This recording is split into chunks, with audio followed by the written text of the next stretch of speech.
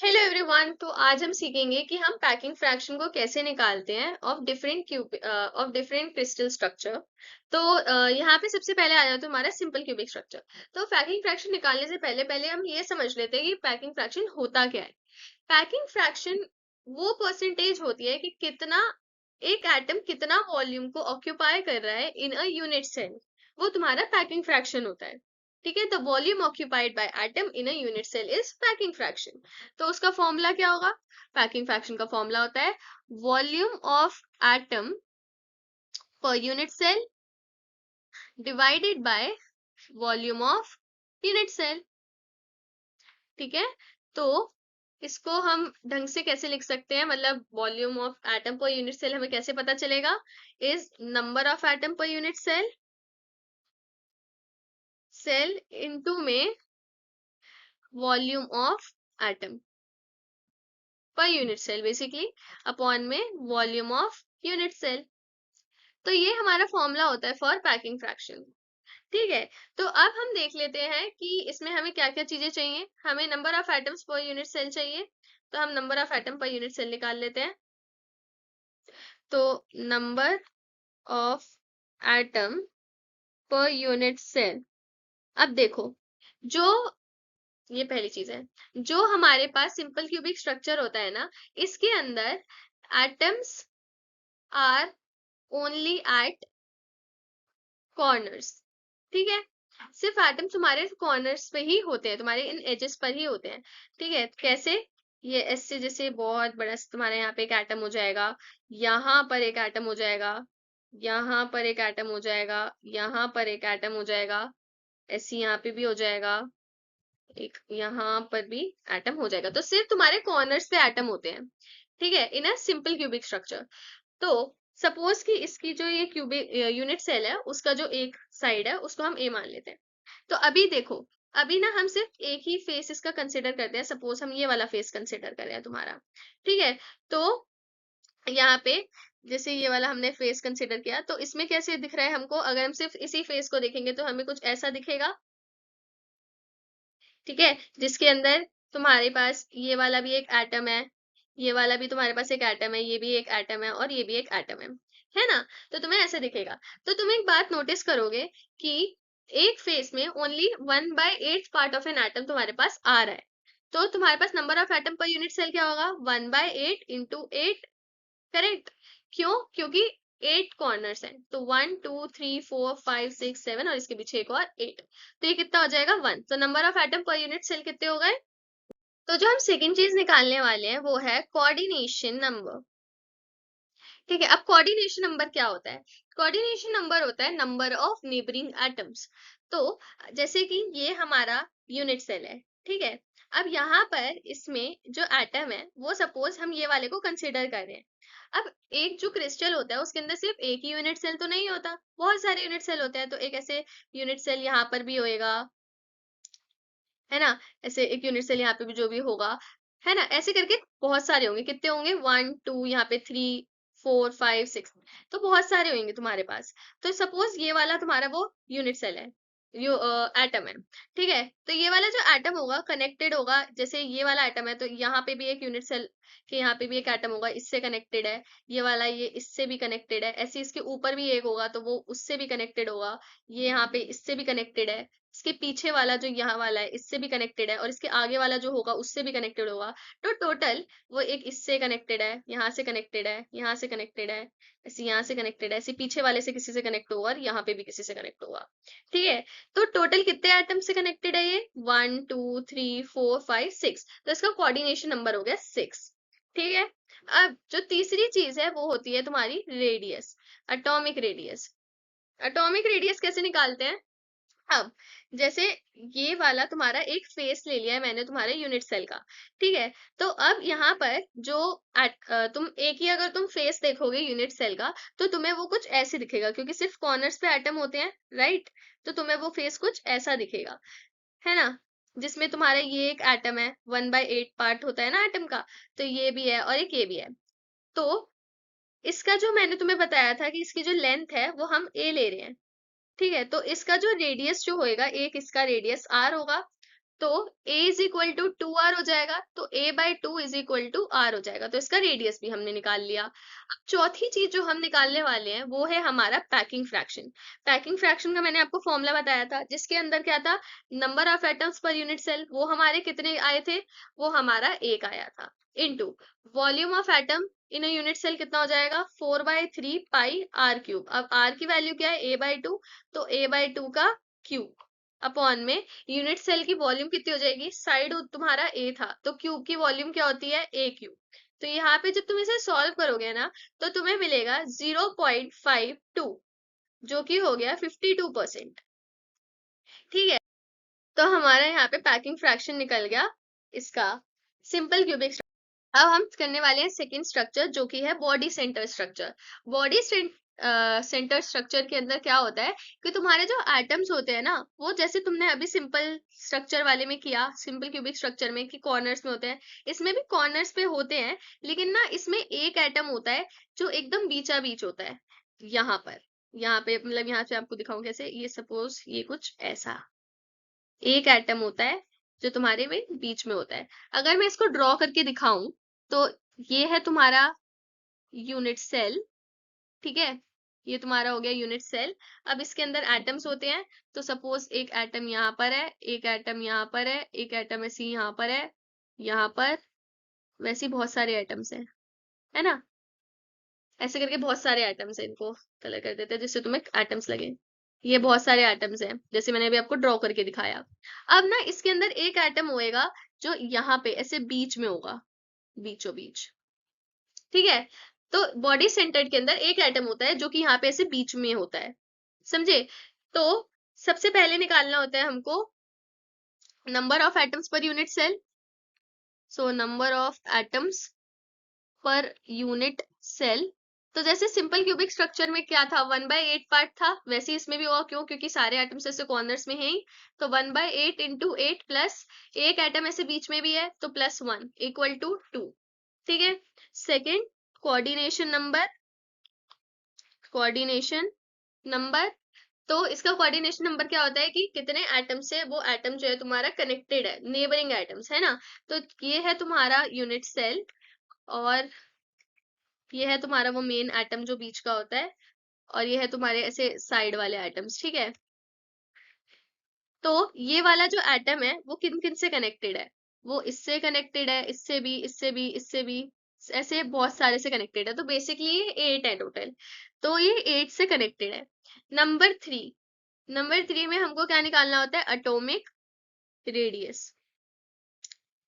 ठीक है, तो ना बेसिकली मैं आपको ड्रॉ करके इतना प्रिसाइजली नहीं बता सकती, लेकिन ना यहाँ पर ये वाला जो बीच वाला एटम होता है ना, ये एंटायर स्पेस ले लेता है ये अंदर की, समझ रहे हो। तो क्या है, हम यहाँ पे एक और बार यूनिट सेल बना लेते हैं। ये है तुम्हारे पास तुम्हारा यूनिट सेल। ठीक है, तो अब इसमें जो ये वाला डिस्टेंस है वो a√2 हो जाएगा। कैसे, क्योंकि अगर ये वाला डिस्टेंस अगर a है, ये वाला डिस्टेंस अगर a है, तो वही पाइथागोरस थ्योरम से ये a√2 हो जाएगा। जो रेडियस होएगा वो ये वाला होगा, समझ रहे हो, जो रेडियस होगा वो ये होगा। और कैसे ये वाला होएगा, और इसके अंदर कौन कौन सी चीजें आएंगी, एक तो इसका पूरा डायामीटर आएगा, जो बीच वाला एटम है उसका पूरा डायामीटर होगा, क्या चीज, बी ए सपोज, और यहाँ सी है। तो ये जो बी ए होगा वो क्या होगा, इसका डायामीटर यानी कि 2r। ठीक है, प्लस 2r। क्यों, क्योंकि यहाँ पर भी एक ऐसे एटम होगा और एक यहाँ पे भी ऐसे एक एटम होगा, तो इसका भी रेडियस r, इसका भी रेडियस r। तो ये पूरा तुम्हें एटॉमिक रेडियस देगा। कैसे बताती हूँ तुम्हें, ये हो जाएगा बी ए का square is equal to B C का स्क्वायर प्लस में सी ए का स्क्वायर। तो बी ए का स्क्वायर क्या होएगा, 2r प्लस, बी ए का स्क्वायर नहीं, बी ए क्या होगा, बेसिकली बी ए होगा 2r प्लस 2r का square, correct, is equal to B C. B C है तुम्हारा a√2, और a√2 का स्क्वायर कितना होता है, 2a, प्लस में सी ए क्या है, a है तुम्हारा, तो यहाँ पे 2a स्क्वायर और यहाँ पे a स्क्वायर, करेक्ट। तो कितना हो जाएगा, 4r का whole square is equal to 3a square. तो यहाँ से 16r square is equal to 3a का स्क्वायर। तो r की वैल्यू क्या आ जाएगी, a√3/4। तो हमारे यहाँ से एटॉमिक रेडियस भी निकल गया। अब कर लेते हैं क्या, पैकिंग फ्रैक्शन। तो पैकिंग फ्रैक्शन क्या होता है? पैकिंग फ्रैक्शन जैसे मैंने आपको बताया था वही वाला फॉर्मूला है। तो number of atoms per unit volume कितना आया है तुम्हारा, 2। फिर उसके बाद वॉल्यूम ऑफ एटम कितना आया है, 4 पाई आर। आर क्या आया था, a√3/4 का क्यूब अपॉन में a क्यूब। जब तुम इसे पूरा सॉल्व करोगे ना तो तुम्हें जो आंसर मिलेगा वो मिलेगा तुम्हें 68%। तो ये तुम्हारा पैकिंग फ्रैक्शन आ गया है तुम्हारा बॉडी सेंटर्ड का। नेक्स्ट आता है तुम्हारे पास फेस सेंटर्ड। फेस सेंटर्ड में क्या रहता है, ध्यान से देखेंगे, इसके अंदर भी तुम्हारे पास जो तुम्हारे एटम्स होते हैं वो कॉर्नर्स में होते हैं। जैसे ये कॉर्नर में है, ये कॉर्नर में, लेकिन ना ऐसे सपोज ये अगर ये एटम है, ठीक है, और यहाँ पर अगर मैं ये ऐसे, ये रहा तुम्हारा यूनिट सेल, ये है तुम्हारा यूनिट सेल, और ये एटम है जो कि आधा बाहर है आधा अंदर है, ठीक है, ये वाला एटम आधा बाहर आधा अंदर है। तो ये इसका जो आधा पार्ट है वो अगले यूनिट सेल में होएगा, ऐसा होएगा, है ना। तो इसमें भी वही सीन रहता है, ऐसे आधा पार्ट इधर है, आधा पार्ट ऐसे ऊपर होगा, ऐसे बहुत सारे आधे आधे पार्ट होते हैं इसके अंदर, ठीक है। तो सबसे पहले number of atoms per unit cell बता देती हूँ तुम्हें। यहाँ पे बता देते हैं आपको number of atoms per unit cell. Number of atoms per unit cell, तो इसके अंदर वही कॉर्नर्स में तो एटम है ही, तो 1/8 इंटू में 8 प्लस आधा आधा एटम है एट ऑल द साइड्स। तो साइड्स कितनी होती है, 6, और आधा एटम है तो हाफ। तो अगर तुम इसे सब सॉल्व करोगे तो तुमको मिलेगा 4, ठीक है। सेकंड आ जाते हैं कोऑर्डिनेशन नंबर पे। कोऑर्डिनेशन नंबर, तो इसका कोऑर्डिनेशन नंबर होता है 12। कैसे, 4 + 4 + 4 कैसे करके 12 आता है। थर्ड आता है तुम्हारे पास एटॉमिक रेडियस। एटॉमिक रेडियस कैसे फाइंड करोगे, इस कि हम एक फेस देखते हैं बस इसका एटम का। तो ये रहा तुम्हारा वो एक फेस, इसमें ऐसे 1/8 पार्ट इधर होता है, एक यहाँ पर होता है, और बीच के अंदर भी एक ऐसे एटम होगा जो कि आधा है, हाफ एटम है ना। तो इसका एटॉमिक रेडियस क्या होएगा, ये वाला रेडियस तुम्हारा एटॉमिक रेडियस होएगा। तो वो कैसे कैलकुलेट करोगे, कि सपोज करो कि यहाँ पर तुम्हारे पास ए है, ये है सी, यहाँ पे है बी। ये वाला डिस्टेंस क्या है, ए, ये वाला डिस्टेंस क्या है, ए। तो तुम्हारा क्या हो जाएगा, AC² is equal to AB² plus में BC का स्क्वायर। तो AC क्या हो जाएगा, 16R का square is equal to AB क्या है तुम्हारे पास, A² 16R², जैसे हमने अभी पीछे किया था फेस सेंटर्ड में, और BC क्या है तुम्हारा A²। तो R² क्या हो जाएगा, 2A²/16। तो R क्या हो जाएगा, A√2/4। तो हमारा एटॉमिक रेडियस में तुम्हारा यहाँ से। अब हम निकाल लेते हैं पैकिंग फ्रैक्शन। तो पैकिंग फ्रैक्शन क्या हो जाएगा तुम्हारे पास, number of atom per unit volume कितना आया था तुम्हारे पास, 4 इंटू 4/3 पाई आर का, आर क्या आया था तुम्हारा, A√2/4 का क्यूब अपॉन में ए का क्यूब। जब तुम इसे सॉल्व करोगे तो तुम्हें आंसर मिलेगा 74% का। तो 74% जो है तुम्हारा पैकिंग फ्रैक्शन है of a face centred structure. अब last but not the least, अब हम करने वाले हैं हेक्सागोनल क्लोज्ड पैक्ड स्ट्रक्चर। ये बहुत इंपॉर्टेंट है, जैसे मैंने आपको बताया। तो इसके अंदर ये रो तुम्हारा हेक्सागोनल क्लोज्ड पैक्ड स्ट्रक्चर। तो सबसे पहले हम निकाल लेते हैं वही number of atoms per unit volume. तो इसमें तो आप अभी तक एक्सपर्टीज हो गए होगे, तो इसमें क्या हो जाएगा, तो इसमें तो आप एक्सपर्टीज अभी तक हो ही गए होगे। तो इसमें आ जाएगा 3 + 1/2 इंटू में 2 + 12 into 1/6, that comes out to be 6, ठीक है। तो इसके अंदर मतलब ऐसे रहता है कि एक एटम यहाँ पर है, यहाँ पर है, ऐसे हर साइड पर, ठीक है। सेकेंडली आता है तुम्हारे पास कोऑर्डिनेशन नंबर। तो इसका कोऑर्डिनेशन नंबर कितना होता है, इसका कोऑर्डिनेशन नंबर होता है 12। थर्ड एटॉमिक रेडियस, तो एटॉमिक रेडियस होएगा तुम्हारा, सपोज जो है इसका जो ये वाला साइड है इसकी लेंथ है तुम्हारे पास a, तो a इज इक्वल टू 2 होगा। इसके अंदर मिले यहाँ पे भी ऐसे है और यहाँ पे भी अगर ऐसे है तो ऐसे वही होगा 2r। तो a/2 is equal to r। अब हमें जो पैकिंग फैक्टर होता है उसके अंदर हमें वॉल्यूम ऑफ एटम चाहिए होता है और वॉल्यूम ऑफ यूनिट सेल भी चाहिए होता है, ठीक है। तो उसके लिए हम उस पे काम करने वाले हैं। तो सपोज यहाँ से यहाँ पर, यहाँ से यहाँ पर हम एक ट्रायंगल कंसिडर कर लेते हैं। तो इस ट्रायंगल का जो साइड होंगे वो ए और ए ही होंगे, और अगर किसी ट्रायंगल के तीनों साइड इक्वल होते हैं तो उसको हम इक्विलेटरल ट्रायंगल कहते हैं, ठीक है। और सपोज यहाँ पर तुम्हारा जो हाइट है वो सी है, और यहाँ पे एक पॉइंट ले लो एस, ठीक है, जो कि c/2 डिस्टेंस पर है। तो हम इस ट्रायंगल का ऐसे बाहर बना लेते हैं अच्छे से। तो ये है तुम्हारा वो ट्रायंगल, यहाँ पे तुम्हारा एस पॉइंट जिसकी जो डिस्टेंस है वो c/2 है, ठीक है। और ये ट्रायंगल है तुम्हारा सपोज RPQ के नाम से, और ये इक्विलेटरल ट्रायंगल है। तो इसका ये वाला एंगल 60 होगा, तो इसको जब तुम हाफ कर दोगे तो ये वाला एंगल कितना हो जाएगा, 30 डिग्री का, करेक्ट। तो अब आप बोल रहे होगे कि मैंने आपको ये सारी चीजें क्यों समझाई, क्योंकि हमें निकालना पड़ेगा। पहले तो हमें क्या क्या चीजें चाहिए, अभी हमें वॉल्यूम ऑफ यूनिट सेल निकालना पड़ेगा, कैलकुलेट करना पड़ेगा इसको। और हमें क्या चाहिए, volume of atom per unit cell चाहिए हमें, ठीक है।